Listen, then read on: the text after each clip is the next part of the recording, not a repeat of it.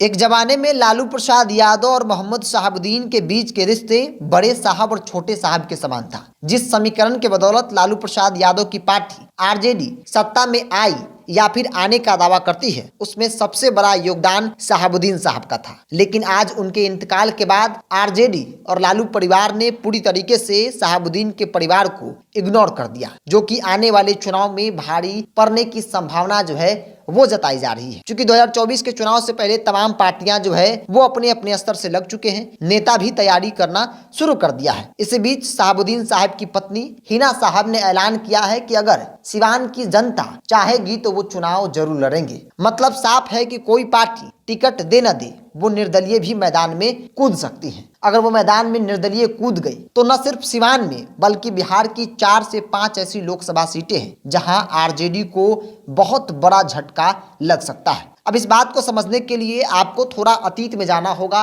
और शहाबुद्दीन और लालू प्रसाद यादव के रिश्ते को भी समझना होगा। दरअसल जेपी आंदोलन की उपज और सेकुलर और सोशलिस्ट राजनीति के पैरोकार लालू ने राज्य के 17% मुसलमान आबादी को अपने पक्ष में करने के लिए मुस्लिम नेता तलाशना शुरू किया था, तो शहाबुद्दीन का साथ लिया। बिहार की राजनीति धीरे धीरे अपराध और राजनीति के गठजोड़ में समाती चली गई और लालू यादव इसकी विरासत अपने हाथों में ले ली। 17% मुसलमान और 14% यादव निर्विवाद नेता बने लालू यादव ने एम और वाई यानी कि मुस्लिम और यादव फॉर्मूले के बल पर साल 2005 तक बिहार की सत्ता पर काबिज रहे। शहाबुद्दीन को मिले संरक्षण ने इस समाजीय गठजोड़ को उबार दिया। भागलपुर के दंगों के बाद लालू यादव ने मुस्लिम को एक अखंड समुदाय माना और शहाबुद्दीन के साथ काम करना शुरू कर दिया।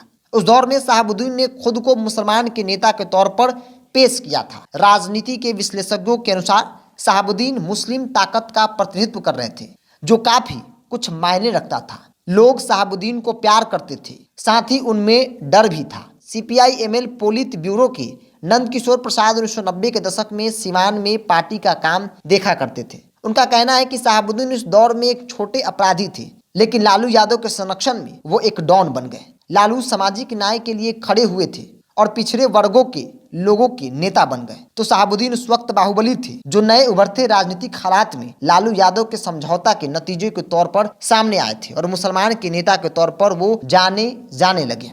स्थानीय लोगों के अनुसार शहाबुद्दीन के हाथों इंसाफ होता था, उन्होंने दुश्मन बना लिया। सिवान की सड़कें उनके समय की ही बनी हुई है, तो डॉक्टर की फीस तय थी। क्या मजाल था कि कोई डॉक्टर जो है वो ड्यूटी से गायब हो जाए और मनमाना पैसा वसूल ले। कोई प्राइवेट या कोई निजी संस्था अपने मनमौजी तरीके से काम नहीं कर सकता था। जनता के हित का ख्याल रखते हुए वो लगातार काम करते थे। लालू प्रसाद यादव के साथ मिलकर उन्होंने मुसलमान वोट को आरजेडी के साथ सेट कर दिया, जिसके बदौलत आरजेडी की पहचान आज की तारीख में सबसे बड़ी पार्टी के तौर पर है। 1990 से 2005 का दौर हो या फिर आज की तारीख में, तो उसमें मुसलमानों की सबसे बड़ी योगदान है और मुसलमानों में सबसे बड़ा योगदान जो है वो शहाबुद्दीन साहब का है। शहाबुद्दीन अगर नहीं होते तो शायद मुसलमान आरजेडी के साथ नहीं आते। इसीलिए हमने आपको शुरुआत में कहा कि एम वाई समीकरण बनाने में शहाबुद्दीन का सबसे बड़ा योगदान है। हालांकि शहाबुद्दीन साहब के इंतकाल के बाद उनकी पत्नी को आरजेडी ने एक नहीं कई बार उम्मीदवार बनाया, लेकिन वो लगातार चुनाव हारती चली गई। 2019 के लोकसभा चुनाव के बाद जब राज्यसभा के चुनाव होने थे, तो हिना साहब के समर्थक लगातार चाह रहे थे कि किसी भी हाल में हिना साहब को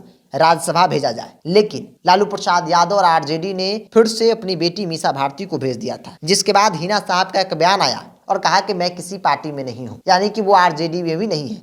और अब हिना साहब डंके की चोट पर कह रही है कि अगर जनता चाही तो चुनाव लड़ूंगी। अगर चुनाव वो लड़ी तो फिर आरजेडी को बड़ा नुकसान हो सकता है, क्योंकि जिस वोट बैंक के बदौलत लालू प्रसाद यादव की पार्टी आज चलती है, उसमें बड़ी सेंधमारी हिना साहब करने में कामयाब हो सकती है। दरअसल सिवान के पूर्व सांसद मोहम्मद शहाबुद्दीन की पत्नी हिना साहब अब निर्दलीय चुनाव भी लड़ सकती है। हिना ने कहा कि अगर सिवान की जनता चाहे तो मैं जरूर चुनाव लड़ूंगी। हिना साहब के कार्यकर्ता का कहना है कि उनके इस बयान के बाद यह स्पष्ट हो गया है कि हिना साहब को कोई पार्टी टिकट दे न दे, लेकिन 2024 में वह चुनावी अखाड़े में कूदेंगी। हिना के इस बयान के बाद बिहार की सियासत गरमाना स्वाभाविक है। शहाबुद्दीन की पत्नी हिना साहब की नाराजगी का कमोबेश 5 से 6 लोकसभा सीटों पर राजद को नुकसान उठाना पड़ सकता है। इसलिए हमने आपको कहा कि एक जमाना था जब लालू यादव और शहाबुद्दीन के बीच छोटे भाई और बड़े भाई की भूमिका थी, लेकिन उनके इंतकाल के बाद चीजें ठीक विपरीत हो गई। आरजेडी लालू परिवार लगातार उनको इग्नोर करता चला गया।